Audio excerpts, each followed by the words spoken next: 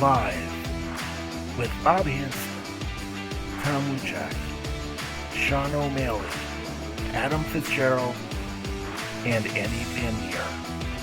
This is Buffalo After Dark. Good evening, everybody. This is your host, Bob Hansen, over here at Buffalo After Dark, and I am hosted by Andy Van Queer. Andy, how are you tonight? Go for yourself. I'm doing just fine. Yeah, so we're going to be running a little short on hosts tonight because Tom had an emergency, so I'm filling in for him tonight. And we have no idea. Hopefully, Sean comes on soon. And, of course, I got Andy right here. So we're going to just go over the basic shit that's been going on. We have an hour to kill, so we're going to jump right into it. We're going to just go over the recaps of this week from the NFL and the NHL, just kind of give an overview, talk about some trade rumors that's been going around and some other information that's been floating around. And, of course, we're going to talk about Desean Watson. So we're going to get right down to it. So how did you enjoy the bye week for the 49ers? Perfect. Perfect. It's perfect. Getting healthy, getting ready to rock. And who do they play on Sunday? Themselves. All right. So they're playing themselves. Okay. So, and then from that perspective, let's talk about that Bills game on Monday night. Oh, my fucking Lord. I wanted to punch a freaking hole in the wall, specifically that one on Monday night. And I'm thinking to myself, what the fuck happened throughout that entire game? There was no offensive line help. The whole defense was completely MIA. Josh Allen got stopped on the 1 yard line and he completely tripped or slipped or whatever, however you want to say it. And then it was just a big catastrophe. It felt like Josh Allen was doing all the work throughout the entire game, and then everyone else was just doing a big fuck-up fiasco. There's way too much to go on that game. There's a lot that went wrong. I wonder where we should begin on that one. I want to start with the friggin' defense. Holy shit. That was just like a fiasco. I seriously cannot believe that people thought that the Bills had a legitimate chance to beat the Tennessee Titans. It's like, what happened? There were missed calls from left and right. Derrick Henry had a freaking hat trick, which should have never have happened to begin with. And then the defense couldn't stop A.J. Brown or Derrick Henry for that matter. And then it was just a bunch of shit that just basically just kind of just blew up in their face. You can go everywhere with that. Bills O-line didn't play up to par. The defense didn't hold up as much as it could have. There's no turnovers, which is a big factor. There was no sacks. No, nothing. Josh Allen left guys wide open in the end zone a few times. Didn't see them. They didn't stop Derrick Henry. They didn't get the play that they needed when they needed it. Down. Yeah, the 101-yard return brought back on a penalty. I mean, try to do things in the game to prevent it coming down from the wire. And I didn't like the spot of the ball that happened before the last play of the game. I thought he was on the line and they should have gave it to him, but others think that he was just shy. Whatever have you. I mean, depends on where you mark it and where you see it. But that's where I saw it. Right. And I'm not disappointed in McDermott's call. I would have went for it as well. But I wouldn't have went with the sneak. I would have tried something else.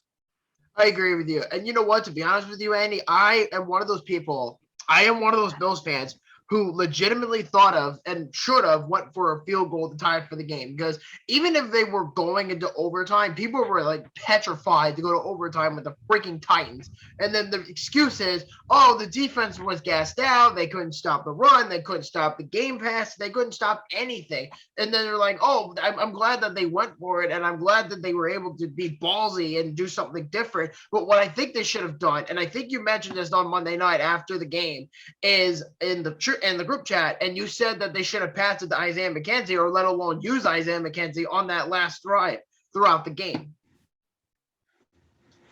Yeah, I've been waiting 6 games for an end around from him to cut it and get a couple of guys in front of him for blocking, and I haven't seen it yet, and they haven't done it yet. And I was hoping they would do something, kind of like that, something where trick them. I mean, they all knew that they were gonna sneak that ball in, and they even converged their D line for three guys right into the middle and stacked it. And I don't know, I would have done something different, but I definitely would have tied it. That defense wasn't going to stop anything. I mean, it was shot for shot, back and forth. If they were going to end it, they were going to do it right there and then. I dragged that to overtime. Yeah, I felt like, though, throughout the game, I really felt that the Bills had a legitimate shot. And I'm pretty sure I'm not the only one who felt this. But there were a bunch of calls, too. And I think you may agree or disagree with me on it. But I think that there were some calls that should have been made in favor of the Bills. Like the Josh Allen dive with 25 seconds left to go, and then he went to go for the dive. It should have been a first down, or just shit like that. I think should have just went down Buffalo's route. And I'm not blowing on them. I'm just being legit about this, and to the point where it's like, wow, what the hell did we do from that standpoint? Well, from that standpoint, I mean, they had 2 timeouts remaining. They probably could have taken one and really regroup and get some energy. And there's 24 seconds left. You could have done anything at that. They could have conjured up something different. I mean, keep defense guessing. And, the ball was working around in the air. They were down a couple cornerbacks. I mean, they should have probably taken it to the air and whatnot, because the running game wasn't working except for Josh Allen once again. I don't know what's going on with this running back course seems to only work on certain teams and on certain days. So I don't know. I guess we're gonna have to go search for one in this next draft if these 2 guys that are back can't get it together and get something consistent enough. I don't know. I mean, even Sean McDermott after the comments, after the game, he's like, "Oh, I trust Josh anytime." I would have picked him 9 out of 10 times to run into the end zone and score on a QB sneak. And it just unfortunately happened to be on a 4th and 1 situation where he just slips and falls. But the thing that I think most people are starting to pick up on after the game too is Allen was used to going to the left, and the Titans knew they were going to go to the left. What he should have done was go to the right. There, like every other fan I could think of could have came to their own conclusions. And I think people could look at this as a game of thing like, what the hell could the Bills could have done better? Or because this is, to me, a game that they can instantaneously learn from. I mean, look what happened last year when they lost to the freaking Cardinals. They couldn't stop a freaking Hail Mary pass after that. And then the Bills just got much better and the Cardinals got worse because the Bills, I'm sure, were practicing for at least 2 months before that Indianapolis playoff game where they were learning how to block off passes or deflect passes on Hail Marys or long passes or stuff like that. So to me, I think that the Bills can learn from this and say, what can we do differently next time if it ever, God forbid, ever comes up again? Well, they got to work on the red zone offense. I mean, those first 2 trips down to the red zone and they settled field goals. The game easily went to 21-7 in that first quarter, easily. But they settled for field goals, and it gave Tennessee some life. And before you know it, it's 7-6, and it's going the other way. Right. And it's funny, too, because this is actually Josh Allen's first ever game where he threw over 300 passing yards and still lost. It's just, it's pretty amazing to think about. I mean, he's a young kid and he's only getting better, but this is not going to be the first time we're going to see this and not the only time. And I'm pretty damn sure, too, that the Bills know this as well. So they can only do so much from now to Halloween and then the trade deadline, which is on November 2nd at 4 p.m. Eastern Standard Time, because there's a lot of buzz going around, but we're going to get to that later. So I guess from that perspective, the Bills can just figure this out, relax for the bye week, get everybody healthy, and get ready for Miami on Halloween. That's the best way I could put it. And that's how it's going to be. Time to rest, recoup, and recharge, and get themselves ready to go for the rest of the year, because it should be pretty easy sailing from here on out. I mean, there's not really a whole lot of teams should be losing after this. Yeah, I mean the Bills have like the second easiest schedule in the NFL. The Eagles, I think, are ranked like number 1 or something like that. Supposedly, yeah. Yeah, who knows? But now let's talk about some recaps from the National Hockey League. And I definitely know you have a lot to say on this. So we're going to talk about the Sabres because holy shit, what the hell kind of season are we running into right now? Well, I don't want to get too ahead of things because it's only 3 games in, and I mean the Sabres always come out strong. Usually these past 6 seasons since they go. But it's just a different looking team on there. It's just they don't give up. They cycle well, really get after the puck. I mean, they're playing pretty well defensively.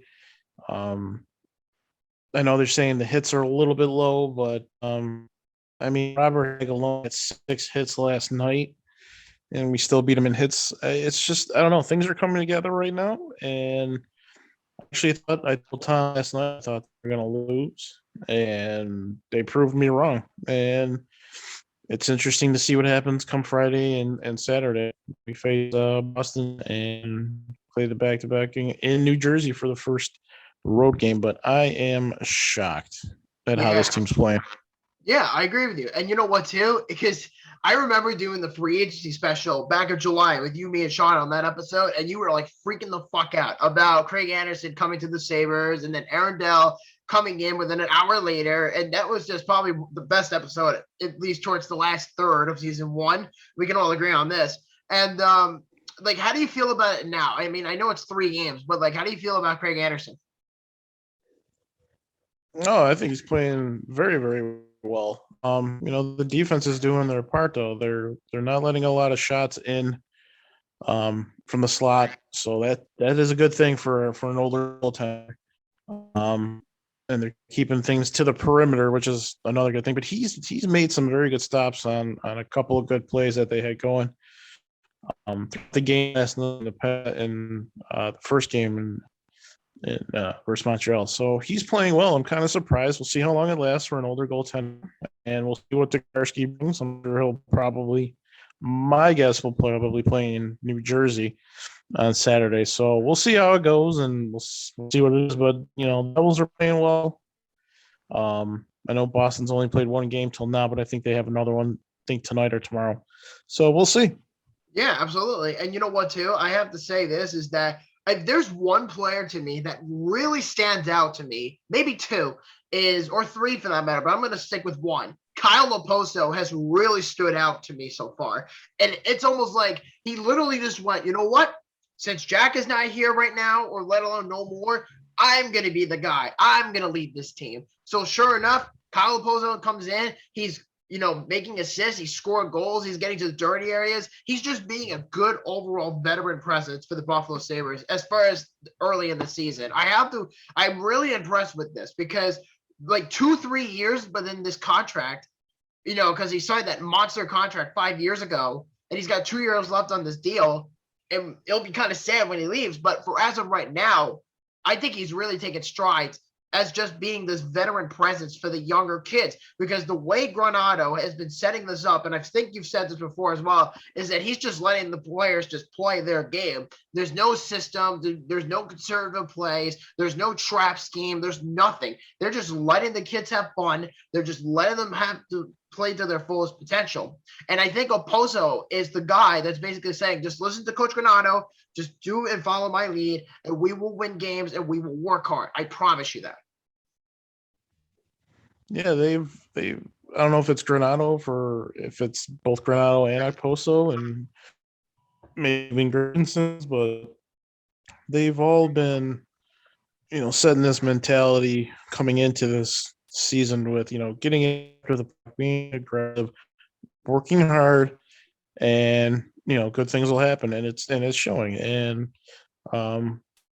yeah, we were all discouraged about Poe's contract and the money and how it, the money doesn't add to the production, and how is this guy still on the team? I said to myself, I'm like, I didn't think he should still be here because of his production match in the contract, but this year he has proven that it might come to fruition. I know this first year he was here, he produced, but after that, it's kind of been a letdown. But he's taking the reins, and Yeah. damn it. Yeah, I don't know. I must have cut out then. Yeah, because you were talking and then it just kind of just went like silent for like 15 seconds. I'm like, wait, where did Andy go? Well, I don't know where it left off, but basically at the end of it, I just said, his production hasn't matched what his contract is, but I don't know if he decided to take this team on his back and said, I'll take it from here and we'll, see what happens. But you could tell he's a different player out there. I mean, he's after everything. He's even getting power every time. Mm-hmm. And it just feels different with this team. I don't know what it is. I don't know if it's just a fan mentality or I don't know what it is. But is it like, do you personally think, Andy, from the pictures that were shown through social media on, what was it, last Thursday, where there was pictures of under 11,000 people at the Sabres-Canadiens game, do you think that kind of rejuvenated the Sabres to say, you know what, we're losing our fan base. We need to desperately get good. And we have to show that with that first game against Montreal. Or do you think that they have to earn it going forward to get the fans back? Like, what do you think should happen here? I mean, they're going to play their game. They're going to play hard.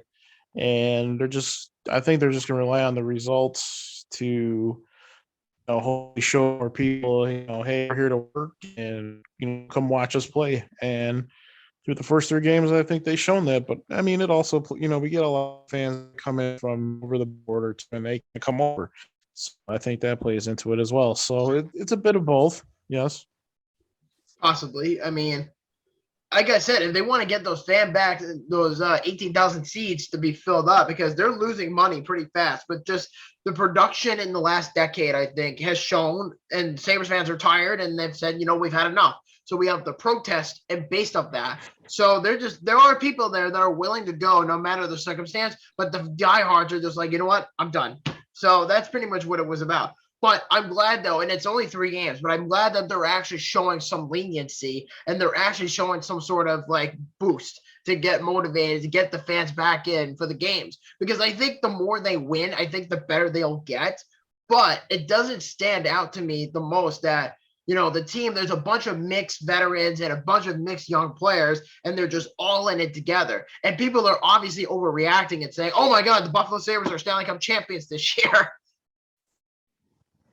Yeah, it's only 3 games. I mean, let's not get out of hand here. You see how they play each and every team along the way. We'll see how they play against Boston. We'll see how they are versus Jersey. I mean, we'll see how these guys are. I mean, playing better teams and better competition, and see where it goes. I mean, it's just exciting to watch right now. So, Yeah. We'll just see how it goes. That's all I can really say. I mean, I'm not going too crazy about it right now. I mean, some people are making T-shirts, and I don't know if you've seen the Spittin' Chicklets. They say they got a shirt out. Yeah, yeah, I have. They're making pretty shirts cool about everything. Yeah, they're literally making shirts about the Sabres, saying something like maybe you can help me out, but it has like the Sabres logo, and has obviously the sword crest on it, and it has a wagon on it. And I'm like, dude, that's freaking awesome. Yep, jump on the wagon. Fuck yeah. Hopefully they can trend on that, because if this is the direction the Sabres are going for this year, they might be a surprise wildcard team, maybe better. We'll see. We'll see how they play. Yeah, I mean, it's only 3 games, so we'll see how they go. See how long it lasts. See how long this kind of play lasts. I mean, they play a game like this, and they're going to be in every game.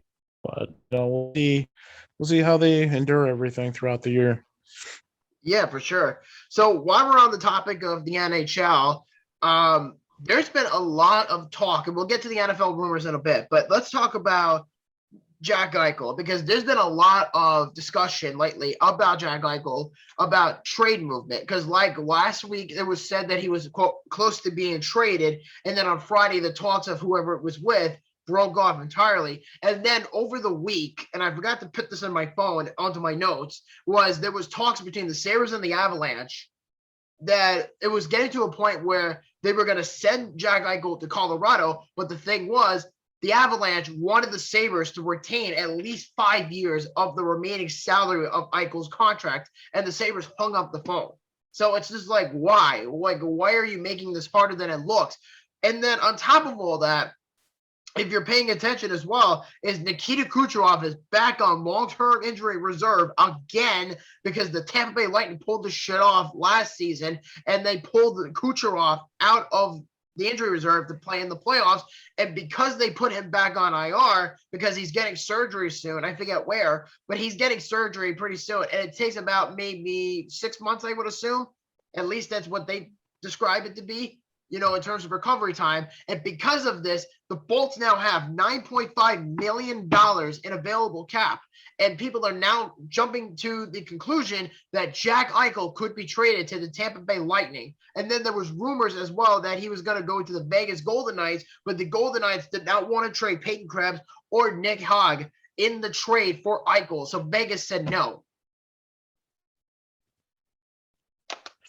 Well, I mean, I totally agree. I would have hung up the phone too on Colorado, as much as I would love to see my second favorite team feel like that. As a general manager, I wouldn't want to retain any of that salary either. I would have hung up the phone too. I don't care. That was a smart move, but at least I. And I don't know what the Tampa Bay Lightning are doing. This is like a deja vu all over again. But Yeah. I don't see them moving to a powerhouse like Tampa, especially in their division. They don't care if they got $9 million to go to I'm sure they'll spend on other players or somebody else. But I can't see Jack going there. I mean, people want to make up the hype. Oh, they got enough money, they can go get him. It's not ideal. Also, when it comes to Vegas, and we've talked about this trade a number of times. Yes, we have. He can go there. I'm fine with him going to Vegas because you know what? If they really want to try and compete for a Stanley Cup, then this is time frame, I should say.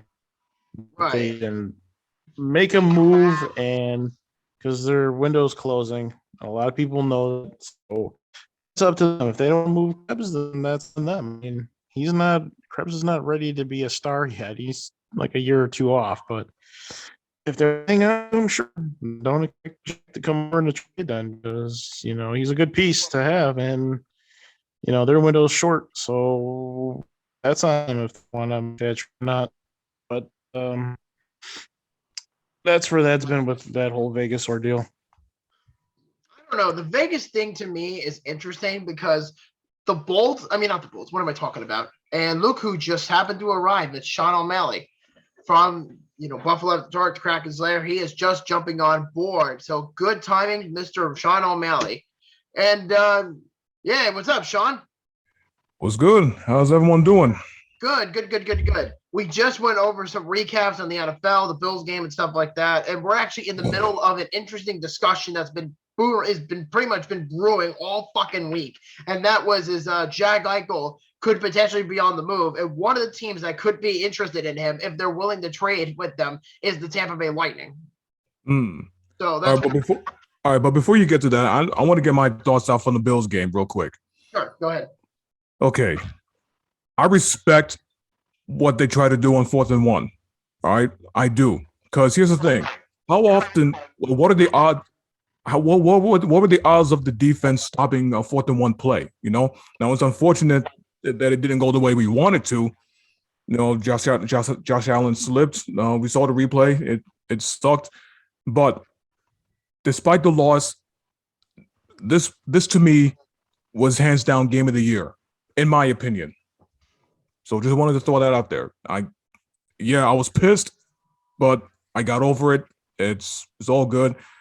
So, all right, I'm done. Yeah. And do you want to say anything about the Kraken before we get on with our discussion? No, I do not right now. Okay. I saw the scores. I'll talk about them. I'll talk about them in the next episode. Yeah. Oh, yeah. We're working on that one. But yeah. So, what was I saying? Oh, yeah. So the thing I was trying to describe to Andy before he came on was there was different scenarios, just to kind of help you out, Sean, is Colorado called the Sabres about Jack Eichel and basically said that we want Eichel, but we don't want to. And the Sabres basically said that if you want Eichel, we want no restraining, salary going forward. And the Avalanche wanted the Sabres to pay at least 50% of the remaining salary in Eichel's contract for the next 5 seasons. And the Sabres hung up the phone. And then Nikita Kucherov just went on long-term injury reserve for the Tampa Bay Lightning and saved about $9.5 million in cap space. And they have enough money now to get Jack Eichel. So people are like saying, oh my God, they can get Jack Eichel. And then the other thing that's been going around too is the Vegas Golden Knights were brought up as well. Again, they've been brought up for months. The Knights do not want to trade Peyton Krebs or Nick Hogg in a trade for Eichel. And Vegas's window is starting to close a bit, according to Andy. So we're just kind of just going over all that stuff. Okay. Yeah. So. Well, for the way it sounded, honestly, I think Tampa Bay's. I think Tampa Bay has a better offer, so I say go with Tampa Bay. Well, that's the next part I was going to get to. But what were you going to say, Andy, before? I was saying anything. I was just listening. Yeah, I really don't know what Tampa would give up in a trade for Eichel. I mean, they have, $9.5 million in available cap because of Cooch. So I'm thinking I would love for Brayton Point, but I think the Sabres are going to be more logical in this situation. I definitely think they would be asking for multiple first-round picks. I definitely would have to think that they also would want Cal Foote in a trade, or they may even want someone like Ross Colton or something like that. I would definitely have to think that is a possibility, or even someone like Nick or Alex Killorn. I would take him as well. Or hell, I would even throw my foot in my mouth and say Brayton Point, but the Bolts will never do that because the Bolts are a smart team with the salary cap. They wouldn't trade him to Tampa anyways. They're a team that needs to be beat in the division and needs to be beat in that conference in order to get to a cup. So that would be not ideal to send him to one of the top teams in the league. Your 2-time defending Stanley Cup champions. I wouldn't trade him there. If you want to see him 5 times a year. No, I would not trade him there either. Yeah. And have him nominate with Brayden Point. Yeah. I mean, I've also seen reports of him going to San Jose because the Sharks have already said they want nothing to do with Evander Kane. That's fine. I'll ship him all the way. I said any West Coast team will do. Send him far away. Send him to the West Coast. I don't have to see him twice a year, and send him to those teams that have, decent pieces along with, I think these kids are going to land in the draft as well.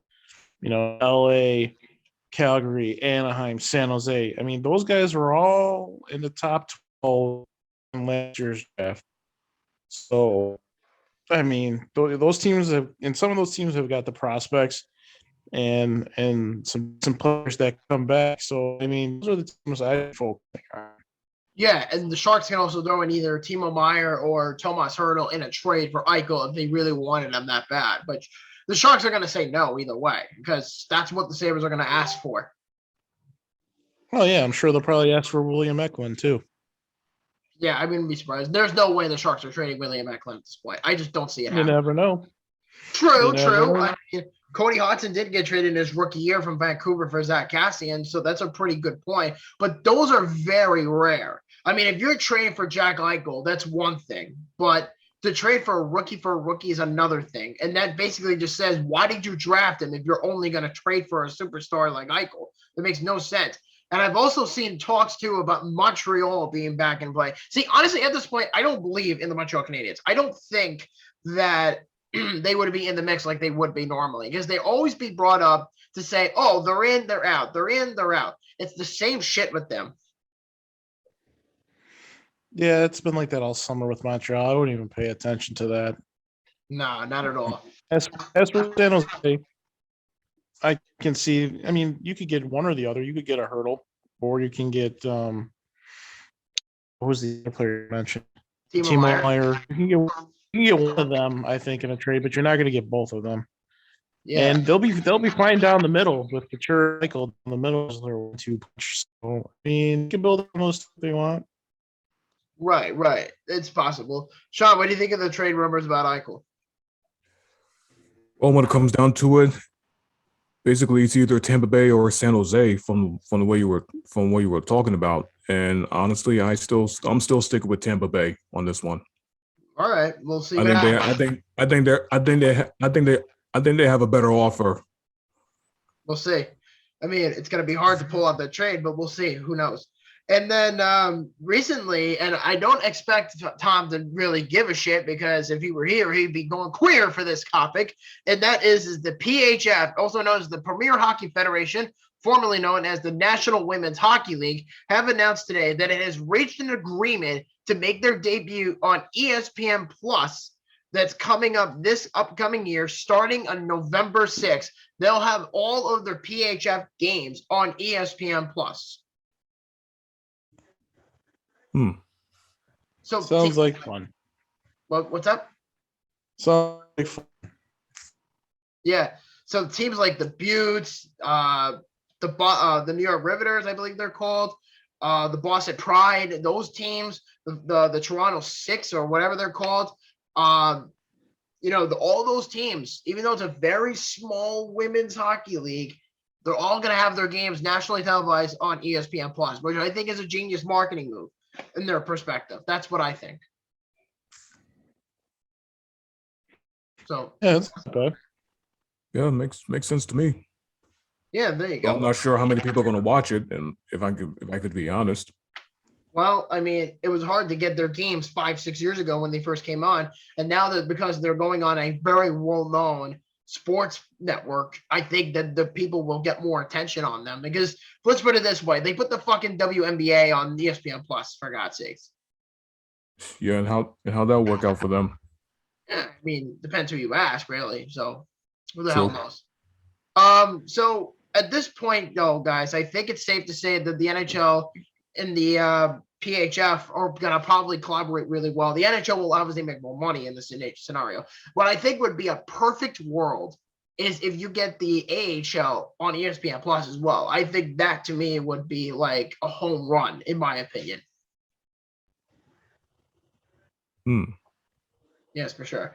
Oh, and I found out too, Sean, that the Kraken's home opener coming up on Saturday against Vancouver is on ESPN Plus. Okay. Yeah, just give you a heads up. I don't know if you have a subscription for that or not. No, I don't. I usually watch the recap videos on the NHL app. Okay, fair enough. So now we're gonna get to the juicy stuff because the NFL trade deadline is just around the corner and trade rumors are starting to fly like this. So there's a lot to discuss here, and let's get our opinions going. So the first one I want to talk about is the big trade that happened last Friday, unless you want to call it late Thursday night, was the big trade that sent Zack Ertz from the Philadelphia Eagles to the Arizona Cardinals in exchange for what the hell is that guy's name that the Cardinals trade for? I have it in my notes. Shit. Here we go. Quarterback Tay Galloway and a 2022 fifth-round pick are going to the Philadelphia Eagles in this trade. So we're going to go around the table. Andy, what do you think of the trade? It's good for Arizona. They did it, and they're the record they have. They're trotting down to make the playoffs and make a run. So that's good in their part. I kind of was laughing at Philadelphia was saying we need both of these tight ends. They need for Jalen Hurts, and once the phone rings and picks up, and hey, Zack Ertz, you're on your way out. So it's kind of funny to see me. And Sean, what do you think of the trade? Yeah, that came as a shocker to me also. Definitely did not see that coming at all. It sucks for Philadelphia, but put it this way, Zack Ertz now is part of a team with an unbeaten record. Fair enough. I think for me, the reason why I think the Cardinals made this trade is because clearly their starting tight end, I forget his name, number 87, I believe. Max Williams. Max Williams, thank you. So Max Williams got injured, and we don't even know how long he's out for. So the Cardinals said, you know what? we're going to go trade for a tight end because we can really use one. So instead of searching and nitpicking in the waiver wire because there's not that many, they said, fuck it. Let's just go out and get Zach Ertz. And it's very ironic if both of you remember, Merrill Reese went on, I forget what channel it was on. Merrill Reese made a very bold claim and said that the Eagles were close to trading Zach Ertz to the Bills. Like, we're very close. I have no inside source of this whatsoever. Like how many months they said we were close to getting a deal. Yeah, it's all bullshit. Good grief. Yeah, literally. Sean's reaction is literally exactly how I felt about this. Because I knew and I wanted Zach Ertz, but it was like, what would it take? You know, how much would it cost? You know, what's it going to take for the Bills to be saying, hey, we can really use a tight end in this situation? Mm-hmm. So I don't know. I just find that a very interesting, trade from Arizona's perspective. I'm glad that the Cardinals got who they wanted, but the Eagles, on the other hand, got a rookie corner who they wanted to draft, and yet they get him in a trade for Ertz, and they also get a free 5th-round pick. So I think it's a win-win for the Cardinals long-term. For the Eagles long-term. But for the Cardinals, who the hell knows? And I'm pretty sure, too, correct me if I'm wrong, but I'm pretty damn sure, too, that Zach Ertz is an unrestricted free agent at the end of the year. Sure. Yeah, definitely. Who knows?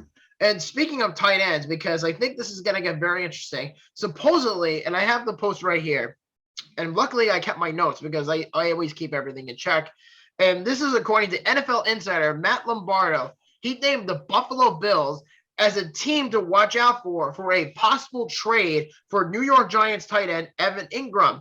He has asked around the league and is under the impression that it may be hard for them to move him at the trade deadline. I wouldn't think too much into it. This as much as usually Brandon Beane doesn't usually like to make trades at the deadline, especially for rentals. But if it is definitely something to think about with knowing how long Knox will be out for because he got, hand surgery just a couple of days ago, or if not yesterday, and he might be in play for the Dolphins game. Who knows?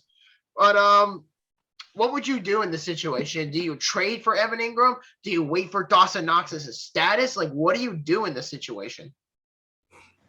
Mm-hmm.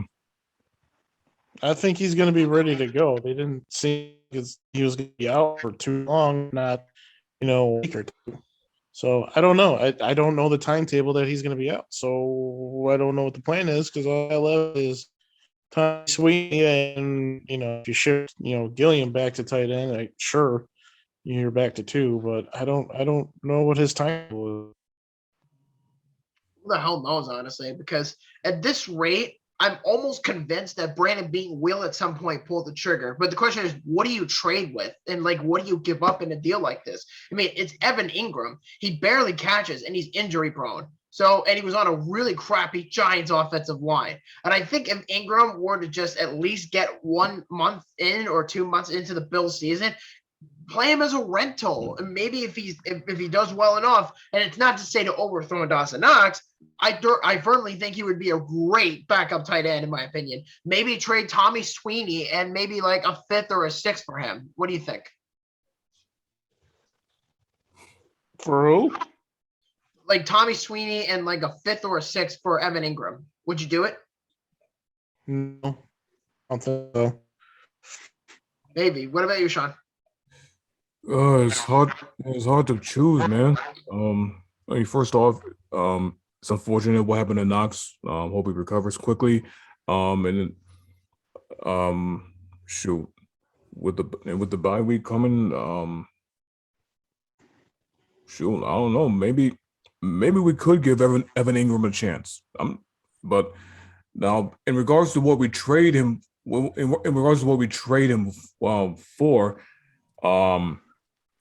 I would say about a 5th-round draft pick. You wouldn't give him anything else. I mean, whatever.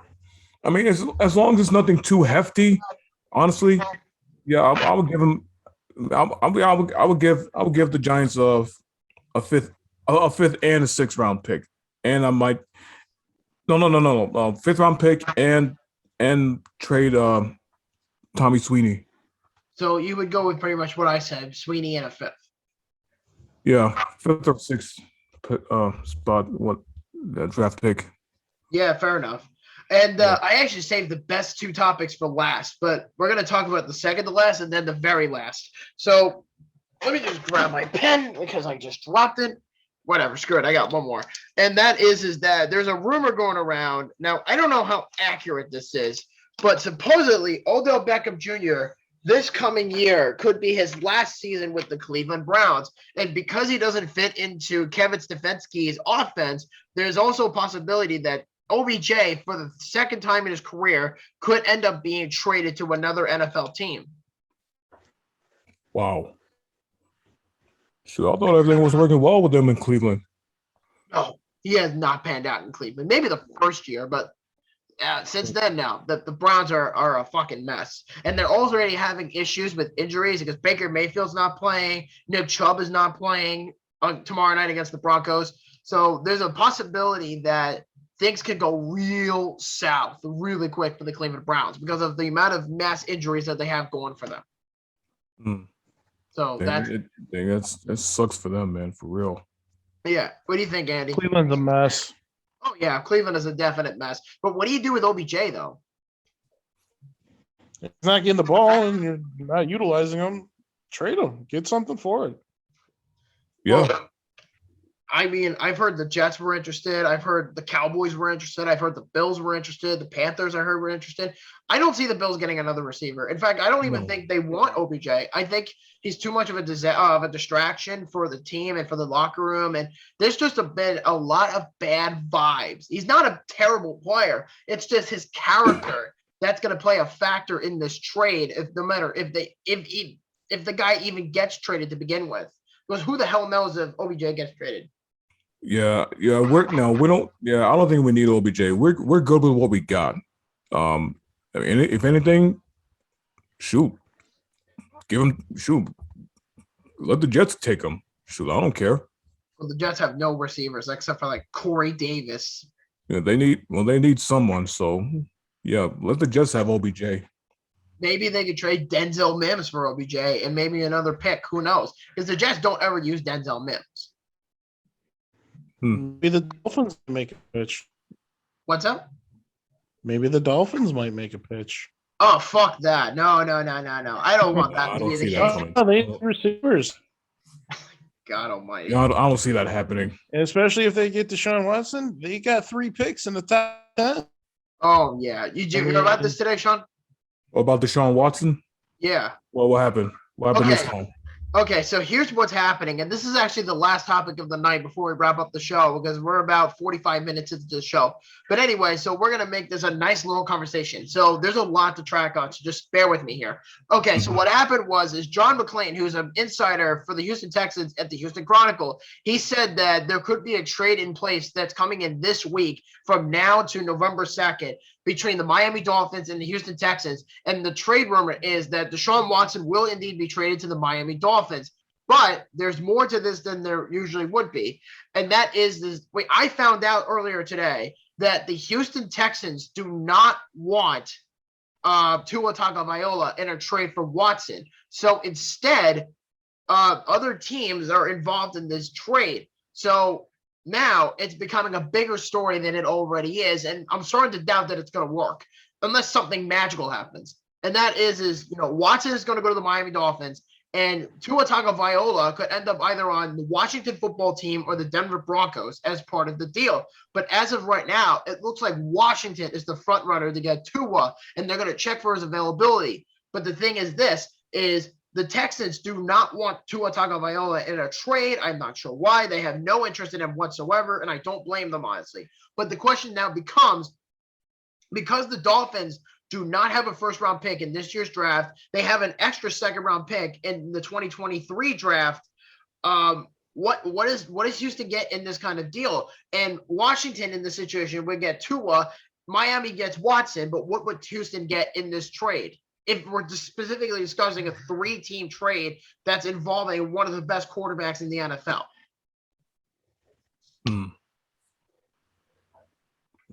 Yeah. If Miami does get Desean Watson, what would they have to give up? I don't even know, to be honest.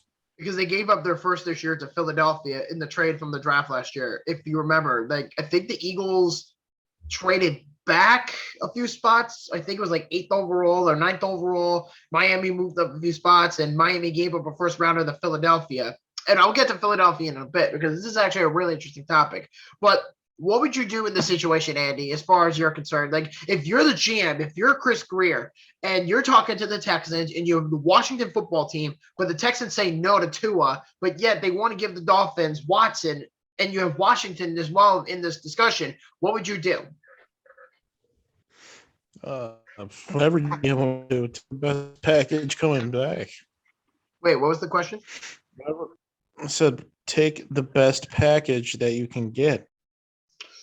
Like any GM should. It's going to be a very interesting trade. I got to tell you, man. This is probably. So, like, my question is, what? My bad.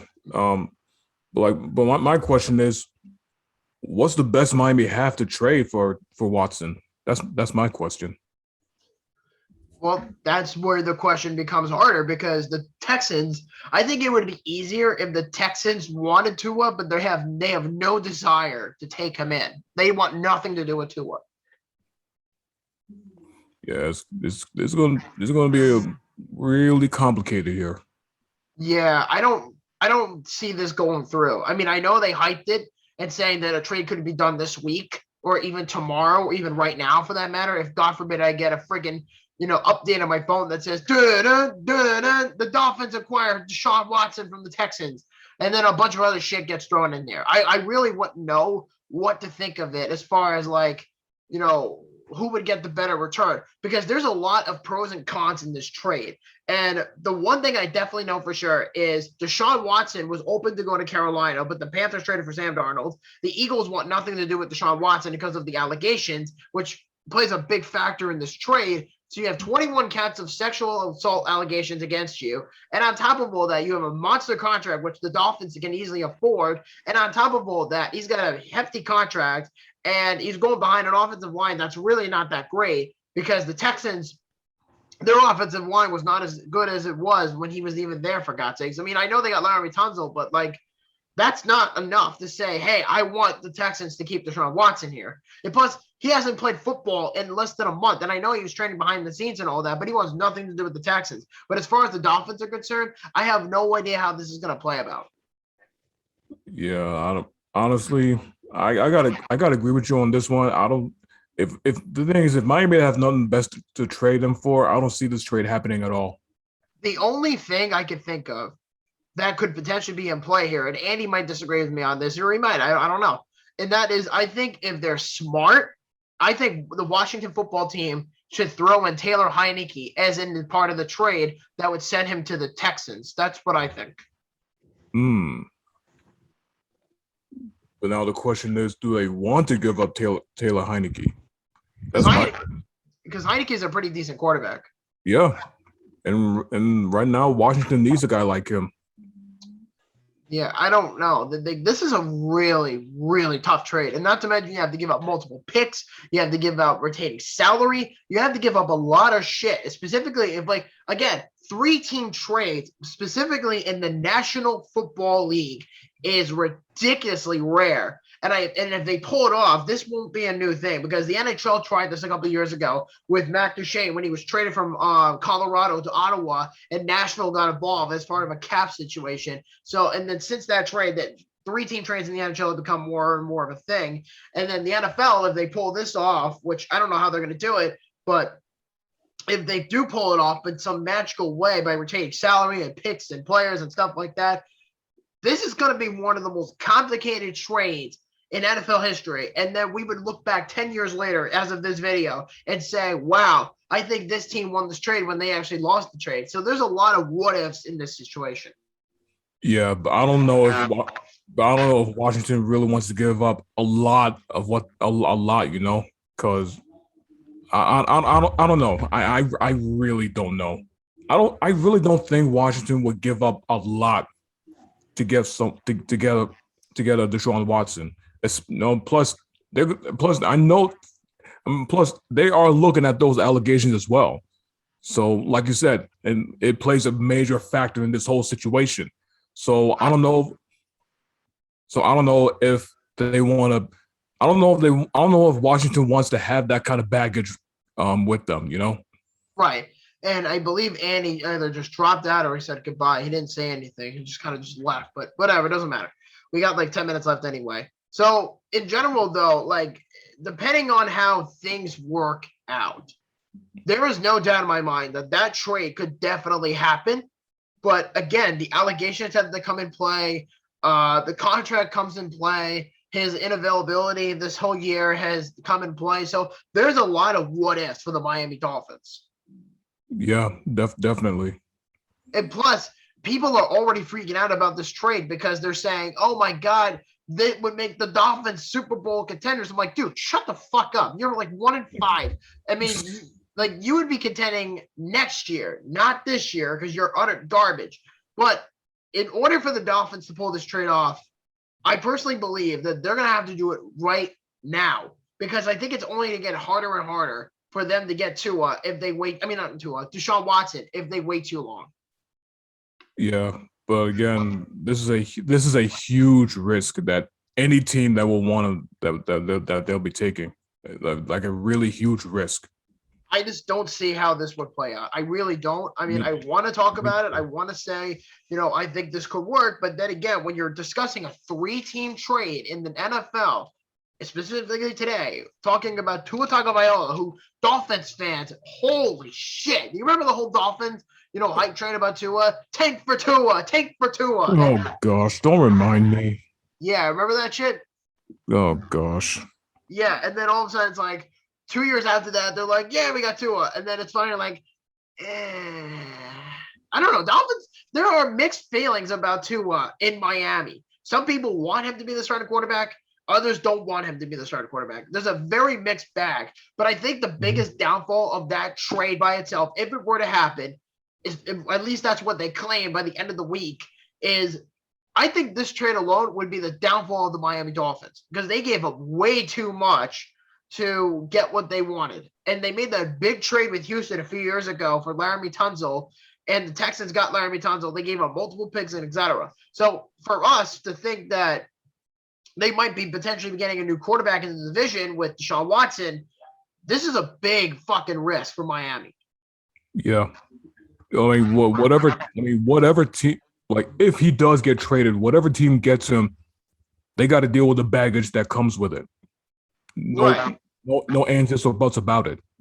Exactly. And plus, he's got a massive contract. I don't even know how much Watson makes, but it's just to the point where you have to just stop and think, is it really worth making this trade? I know Desean Watson wants nothing to do with the Texans because he was already pissed off at Bill O'Brien for his tyrannical behavior of getting rid of DeAndre Hopkins. So it's like, well, if you're going to just, polarize the whole fucking situation and then get rid of your best player in the NFL with Hopkins and then get rid of your second best player with J.J. Watt and then Desean Watson in the mix, the Texans went from contenders to the basement like that in less than 2 years. So in that one trade has solidified everything for the history of the Houston Texans. And there's almost like literally no turning back at this point. Nope, not at all. I don't know. It's just, as a Bills fan, I don't care what they do. But for a Dolphins fan, this is a pretty scary situation. Yeah. Yeah, it's a definite risk. The Texans made that trade a couple years ago, with, like I said, with Hopkins, and then trading David Johnson to Houston as well as part of the deal. That trade really backfired. Yeah, I'm not sure they want to go through that process again. I don't know. Yeah, I really don't know if they want to take that risk again. No, it's just a metal load of like cesspool. And I don't think that's what the Dolphins want to do.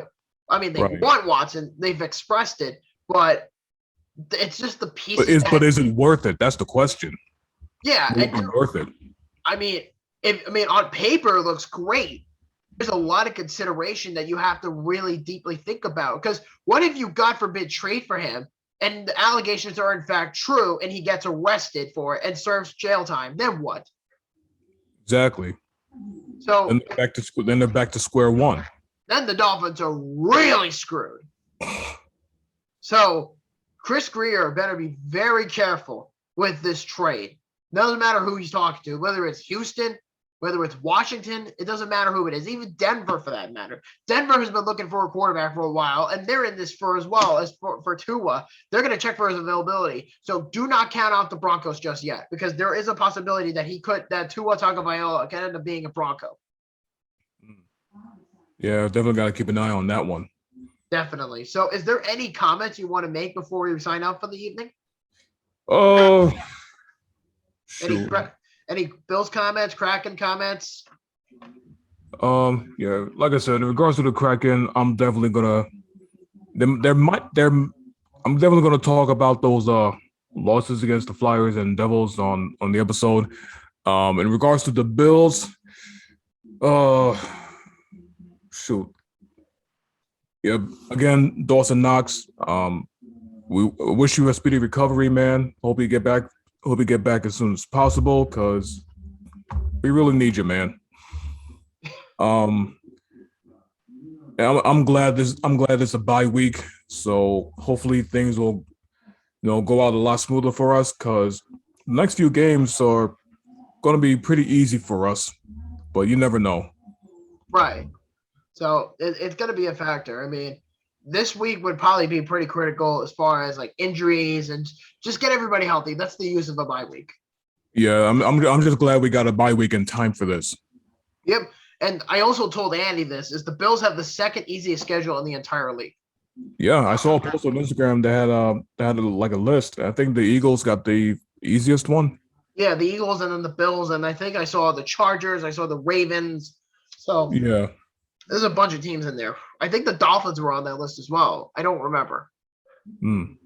So I don't know. I would definitely keep an eye on the Dolphins, because that trade could change the entire landscape of the AFC East for a little while. Yep, definitely.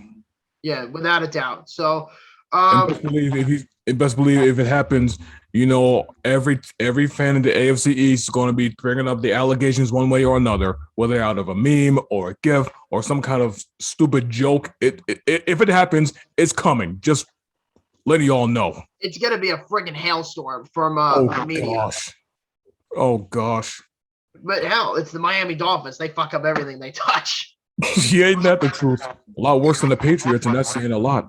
Yeah, and you know what, too? It's funny because the Dolphins are one of those teams where it's like you think they're doing the good job, but at the end of the day, they're hot garbage. I mean, remember all those picks they had a few years ago, or just 2020 during the pandemic, where they had 3 first-round picks, and then they ended up using it? It's like this. You get Tua, you have your top 5 pick here, but this is the Dolphins right afterwards. Right? Exactly. They just take a guy and be like, all right, we'll take him. They don't even ask questions. They don't do anything. They just take who they want, and it's because they feel the need of it. I don't know. Dolphins fans. Yeah, and look how it turned out for them. Yeah, they've turned into a mediocre team. But the question, and last comment is, do you think if things go south, specifically if they get Desean Watson, does Brian Flores deserve to get fired? Oh, boy. Very good question. And this applies to Chris Greer as well. If they trade for Desean Watson, and if things go even more south for them, then yeah, they need the boot. Get him out. Fair enough. All right. So with that being said, that is Sean O'Malley, aka Mr. Bubba Matt. You can catch him on his show, The Kraken's Lair, on Saturday at 11 a.m. Eastern Standard Time. And then on Thursday morning, or Friday morning, I will have episode 5 of Coffee Chat with Buffalo Bob to make up for last week's fiasco. So with that being said, good night, audience. It was good talking to you, and I will see you next week. Let's go, Brandon. Ah, damn.